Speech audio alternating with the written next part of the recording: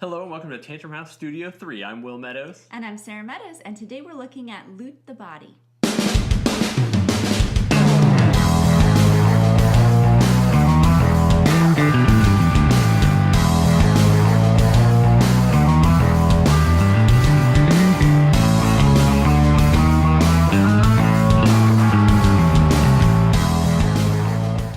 Is from B Team Games, and it's coming to Kickstarter soon. It's a small box game that tries to recreate some of that dungeon crawl experience. It's primarily a card game, but it's a fast to play and an easy to learn type of game that will have you kind of experiencing some of that dungeon crawl action.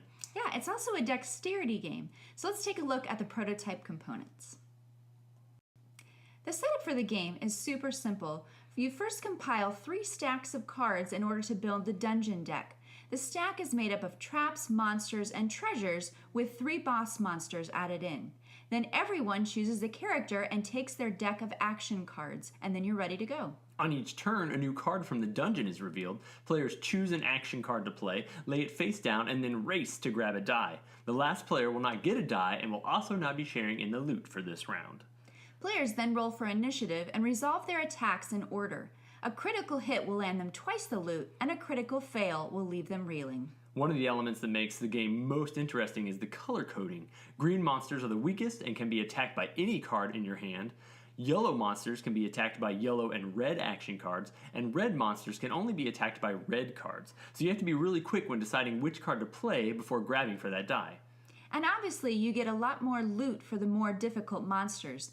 Unplayed loot cards at the end of the game are worth 3 points, or on your turn, you might want to use your loot. Some of them offer healing, and others give you additional attacks, and some of them grant you powerful actions. After the third boss monster is revealed and destroyed, players count up their coins and loot, and the player with the most points wins. Loot the Body offers a pretty unique play experience that we haven't really run into in many other cases. It kind of falls into this niche category where it's like a filler type of game. It's primarily cards and some dice, but it's for a pretty specific target audience because I think unless you have some of that appreciation for like the dungeon crawl or the RPG thing, I think some of the jokes and some of the ideas are just going to go over your head.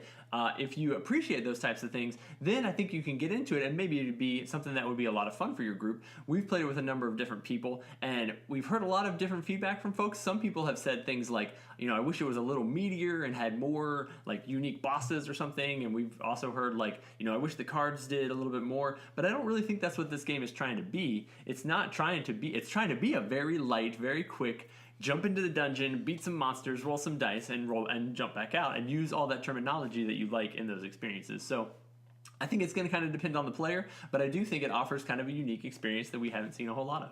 Yeah, and the artwork is very fun and colorful. It's got great characters and lots of monsters.